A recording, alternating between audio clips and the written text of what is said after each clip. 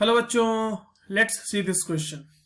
आपके पास यहाँ पे एक ऑर्गेनिक कंपाउंड है जो बेसिकली एक हेलो अल्केन है। उसका रिएक्शन KOH अल्कोहलिक KOH के साथ कराया जा रहा है और आपसे पूछा जा रहा है कि इस रिएक्शन का प्रोडक्ट क्या होगा। आपके पास चार अलग अलग ऑप्शन है जिसमें कि आपके पास प्रोबेबल जो प्रोडक्ट्स हो सकते हैं उनका स्ट्रक्चर ड्रॉन है और आपको फाइंड आउट करना है कि इनमें से कौन सा सही हमारा आंसर है। चलिए इस क्वेश्चन को सॉल्व करते हैं और सबसे पहले ये देखते हैं कि इस क्वेश्चन को सॉल्व करने के लिए हमारे पास कौन से की कॉन्सेप्ट की जानकारी होनी चाहिए। अब देखिए, ये जो एक रिएक्शन है ना, ये एलिमिनेशन रिएक्शन का क्वेश्चन है। यहां पर एलिमिनेशन रिएक्शन होगा और वो एलिमिनेशन रिएक्शन मोर स्पेसिफिकली कहलाता है हाइड्रोहेलोजिनेशन, डीहाइड्रोहेलोजिनेशन, सॉरी हाइड्रोहेलोजिनेशन कह दिया मैंने, डीहाइड्रोहेलोजिनेशन। तो डीहाइड्रोहेलोजिनेशन का मतलब ये हुआ कि वहां से कंपाउंड से एक हाइड्रोजन का रिमूवल होगा और एक हेलोजन एटम का रिमूवल होगा, and this is the dehydrohalogenation. This is being carried out in presence of a base. Obviously base है आपके पास और बेस जो है हमारा यहाँ पर वो है अल्कोहलिक KOH। अब देखिए, अल्कोहलिक KOH के बारे में बेस है क्योंकि इसके बारे में एक चीज जान लीजिए कि इसका जो बेसिक पार्ट होता है ना, वो बेसिक पार्ट जो होता है वो एल्कोक्साइड आयन होता है। तो इसमें जो बेसिक पार्ट आपको मिलेगा, जो भी अल्कोहल आपने लिया है उसका RO- will be the basic part for this reaction. ये एलिमिनेशन रिएक्शन जो है ये एक बीटा एलिमिनेशन रिएक्शन है। बीटा एलिमिनेशन रिएक्शन कहने से मेरा मतलब ये है कि यहां पर बीटा हाइड्रोजन का रिमूवल होगा और साइमल्टेनियसली जो आपका हेलोजन एटम है वो कंपाउंड को छोड़कर निकल जाएगा। अब हमारे पास जो यहाँ पे गिवन कंपाउंड है उसको हम ड्रॉ कर लेते हैं ताकि हम इसको अच्छे से सॉल्व कर सकें, राइट। और उसके बाद हम देख लेंगे कि हमारा प्रोडक्ट जो है वो फाइनली कौन सा बन सकता है और कौन सा नहीं बन सकता है। चलिए तो इस क्वेश्चन में सॉरी जो प्रोडक्ट गिवन है, आई एम सॉरी, जो रिएक्टेंट गिवन है उसको ड्रॉ कर लेते हैं। जो रिएक्टेंट है हमारा वो है CH3C, और यहां पर CH है, सॉरी CH, यहां पर एक CH3 लगा हुआ है। Again there is a CH। Now यहां पर ब्रोमीन लगा हुआ है। उसके बाद यहाँ पे CH2 ग्रुप लगा हुआ है, यहाँ पे CH है, यहाँ पे CH3 है और फिर एक यहाँ पर CH3 है, राइट। तो यही हमारा रिएक्टेंट गिवन है। अब देखिए, जब आप डिहाइड्रोहेलोजिनेशन करा रहे हैं ना, तो इस बात की पॉसिबिलिटी चेक कर लीजिए, इस बात की पॉसिबिलिटी चेक कर लीजिए कि बीटा हाइड्रोजन का रिमूवल हो कहां से रहा है। सबसे पहले तो ये देख लीजिए कि ब्रोमीन जिस कार्बन पे लगा हुआ है वो है हमारा अल्फा कार्बन, उसके बाजू वाला कार्बन हो जाएगा हमारा बीटा कार्बन। तो हमारे पास यहां दो बीटा कार्बन अवेलेबल है, ठीक है। अब क्योंकि एल्कोक्साइड आयन है, अल्कोहलिक KOH दिया हुआ है बेसिकली, तो अल्कोहलिक KOH के प्रेजेंस में बच्चों क्या होता है कि सेटजेफ प्रोडक्ट का फॉर्मेशन होता है। Now you must be wondering about कि sir what is the meaning of सेटजेफ प्रोडक्ट। देखिए, सेटजेफ प्रोडक्ट का सिंपल सा मीनिंग ये है कि कंपाउंड जब रिएक्ट करेगा, एलिमिनेशन रिएक्शन के अंदर जाएगा, तो वहां से जो मोर सब्सटीट्यूटेड अल्कीन है उसका फॉर्मेशन होगा। तो मोर सब्सटीट्यूटेड अल्कीन ही हमें इसमें बनाना है, इस गिवन रिएक्शन में मोर सब्सटीट्यूटेड अल्कीन ही हमें फॉर्म करना है, ठीक है। चलिए देख लेते हैं मोर सब्सटीट्यूटेड कहां से बनेगा। अब मान लो बच्चों कि अगर मैं यहां पर से इसको β1 दे देते हैं और इसको β2 दे देते हैं नाम।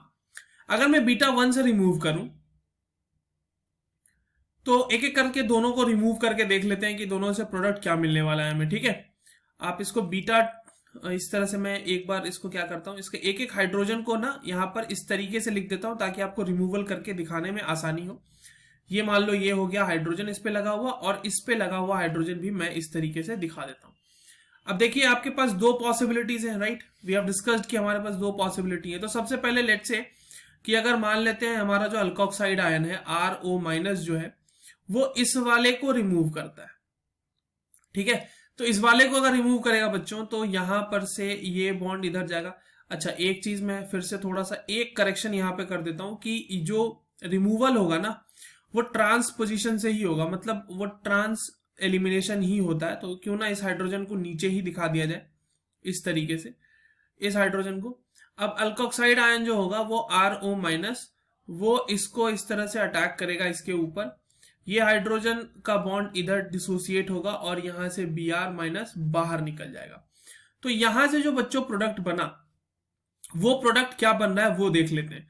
तो ये प्रोडक्ट बनेगा CH3CH यहाँ पे CH3, उसके बाद ये CH, double bond CH, then coming CH, CH3 और CH3, ये बन गया हमारा प्रोडक्ट। अब देखिए ये जो अल्कीन बना है, ये इसका आप नंबर दे दो 1, ठीक है। और अब दूसरी जो पॉसिबिलिटी है उसको चेक कर लेते हैं, यानी इस हाइड्रोजन को रिमूव करते हैं। मैं इसके लिए ग्रीन कलर का जो है पेन यूज कर रहा हूं। यहाँ पे मान लो ये इस पे अटैक करता है, ये हाइड्रोजन यहाँ जाता है और ये ब्रोमीन निकल जाता है।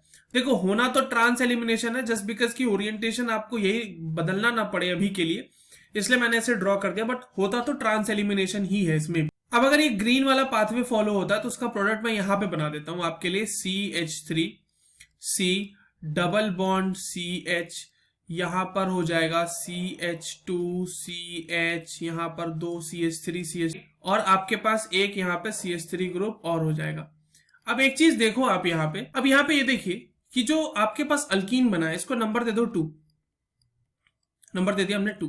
अब अगर मैं 1 और 2 में आपसे ये पूछूं कि बच्चों इसमें ज्यादा सब्स्टिट्यूटेड अल्कीन कौन सा है, तो आप बोलोगे कि सर ऑब्वियसली 2 वाला ज्यादा सब्स्टिट्यूटेड है, क्योंकि यहां पर एक CH3 का सब्स्टिट्यूशन है, यहां पर एक CH3 का सब्स्टिट्यूशन है, सर यहाँ पे CH2 वाला जो ग्रुप है वो पूरा का पूरा लगा हुआ है। बट अगर 1 में पूछे तो यहाँ पे CH है और यहां पर भी CH है। अब इससे हो क्या रहा है, अब देखिए सेट प्रोडक्ट सिर्फ मोर सब्स्टिट्यूटेड अल्कीन वो इसलिए बोलता है क्योंकि वहां से थर्मोडायनेमिकली मोर स्टेबल प्रोडक्ट बनता है। सेट प्रोडक्ट की जब हम बात करते हैं ना, तो वहां ज्यादा थर्मोडायनेमिकली स्टेबल प्रोडक्ट बनता है, मोर थर्मोडायनेमिकली स्टेबल प्रोडक्ट। जो थर्मोडायनेमिकली ज्यादा स्टेबल प्रोडक्ट होगा वही फॉर्म होगा। और अगर हम मान लो कि एल्कीन की बात करें कि एल्कीन में हम थर्मोडायनेमिक स्टेबिलिटी या उसकी स्टेबिलिटी कैसे कंपेयर करेंगे, तो we can compare it on the basis of alpha H. अब देखिए अल्फा एच अगर काउंट करें तो कितने अल्फा एच हैं, अब देखिए ये भी अल्फा कार्बन है और ये भी अल्फा कार्बन है, इन दोनों के ऊपर एक एक हाइड्रोजन है, तो इसके पास हो गए 2 अल्फा एच, राइट। दूसरे वाले में आइए तो ये C डबल बॉन्ड C के आसपास लगे हुए जो कार्बन है, एक अल्फा कार्बन, दूसरा अल्फा कार्बन, तीसरा alpha carbon, total number of alpha hydrogen कितने हो जाएंगे, तो 3 + 3 6, 6 + 2 8, इसके पास हो जाएंगे 8 अल्फा हाइड्रोजन, राइट। तो क्योंकि 2 की स्टेबिलिटी ज्यादा है, थर्मोडायनेमिकली वो ज्यादा स्टेबल है due to the presence of more alpha hydrogens, that is why the product will be second. जो आपको प्रोडक्ट फॉर्म होगा इस रिएक्शन में, that will be the second product which will be the major product for this reaction, right. चलिए देख लेते हैं ये वाला गिवन है कि नहीं हमारे पास। तो पहले वाले में तो एलीन बना दिया, गलत हो गया। बी में नहीं, बी में वो पहला वाला प्रोडक्ट बनाया, यानी कि हमारा नंबर 1 जो प्रोडक्ट बनाया था हमने वो बनाया, तो वो भी प्रोडक्ट बन सकता है, पॉसिबिलिटी है, but that will be a minor product. उसकी क्वांटिटी बहुत ज्यादा नहीं मिलेगी आपको रिएक्शन मिक्सचर में, राइट।